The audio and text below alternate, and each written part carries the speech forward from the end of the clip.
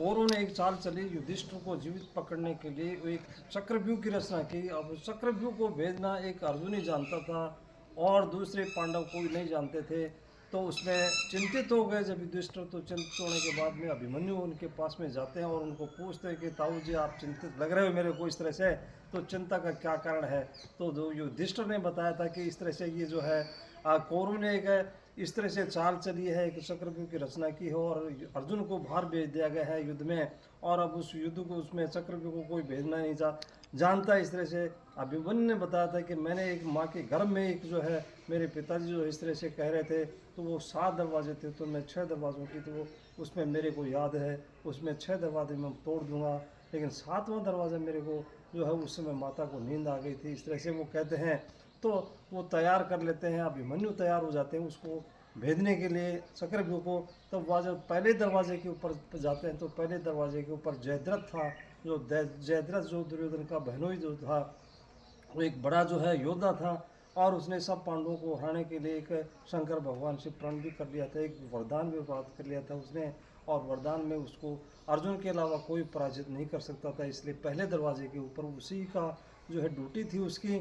तो उसमें जाते हैं तो वो जो उसको जो है अभिमन्यु उसको जो परास्त करके उस दरवाजे को तोड़ करके जो है अंदर चले जाते हैं। अंदर जाते हैं तो आगे जाते हैं तो गुरु द्रोणाचार्य थे, तो गुरु द्रोणाचार्य भी जो है इस तरह से वो उसमें उस दरवाजे के ऊपर पहरेदार खड़े थे। तो लेकिन अभिमन्यु ने उस दरवाजे को भी तोड़ दिया, गुरु द्रोणाचार्य के सारे बाण काट दिए। उसमें आगे जाते हैं तो कर्ण का नाम आता है। तो कर्ण ने सोचा कि यार इस तरह से 2 महारथियों को हरा करके ये आ गया तो इसमें कम योद्धा नहीं है, तो उसने भी जो है सच धस के क्योंकि कर्ण का वो अभिमन्यु भी जानता था कि जो है मेरे पिता का जो है दुश्मन तो यही है, कर्ण ही है। तो उसने बहुत तेज बाण छोड़े और तेज बाण छोड़ के उसको सबको काट करके वो जो है आगे पहुंच जाते हैं। आगे पहुंचे तो अगले दरवाजे पर अश्वत्थामा खड़ा था, अश्वत्थामा को भी उसने पराजित कर दिया। इस तरह दुर्योधन बड़ा चिंतित हो गया, भयभीत हो गया इस तरह से कि इस तरह से तो जो है ये अभिमन्यु एक वीर जो योद्धा है वो हम सबको परास्त कर देगा। इस तरह से आगे आगे जा करके जो है दुर्योधन का पुत्र लक्ष्मण था, उस लक्ष्मण से भी भिड़ जाते हैं और गदा से जो है युद्ध करते हैं। उसके सारे पहिए जो रथ को तहस नहस कर देते हैं और सारे के सारे महारथियों ने मिलकर के सोचा कि सारे के सारे मिलकर के इसका जो है वध करेंगे, तभी जो है ये काबू में आ सकता है, अन्यथा तो हमें जो है एक एक को परास्त करेगा। इस तरह से सारे के सारे योद्धाओं ने मिलकर के जो उसको अभिमन्यु को परास्त कर दिया और उसको ख़त्म कर दिया। जो उसकी माताएं जाती हैं तो वहाँ पे बड़ा जो है उसमें उनको दुख होता है और जो रुदन करते हैं इस तरह से।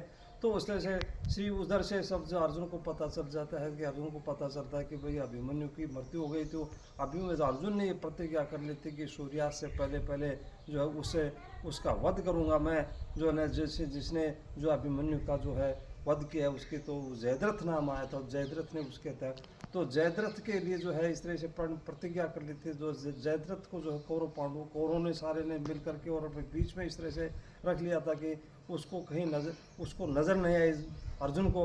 तो इस तरह से अर्जुन वो आधा है उसमें, तो उसमें अर्जुन की प्रतिज्ञा थी कि भाई सूर्यास्त से पहले पहले नहीं करूँगा तो मैं अग्नि में भस्म उसमें समाहित हो जाऊँगा। इस तरह से जो प्रतिज्ञा की थी उसने। और आगे जाते हैं तो भगवान उनके साथ में थे श्री कृष्ण जी। तो श्री कृष्ण जी ने माया रची, तो माया रच करके जो है वो जो इस तरह से बाण मारते हैं। तो इसमें वो कहते हैं कि भाई सूर्यास्त को जो है बादलों की ओट में छिपा दिया था और बादलों की ओट में छिपाने के बाद में कौरव सारे जो है इस तरह से बड़ी खुशी मना रहे थे कि भाई जो है अब जो है अब इस तरह से अर्जुन को जो अग्नि में समाहित होना पड़ेगा। तो जो अब उसमें अग्नि की चिता जला दी और अग्नि में चिता जलाने के बाद में जो है उसमें अग्नि लगाने वाले थे। तो उसमें श्री कृष्ण भगवान ने कहा कि जो है क्षत्रियों का धर्म होता है कि हथियार साथ लेकर के चलने चाहिए।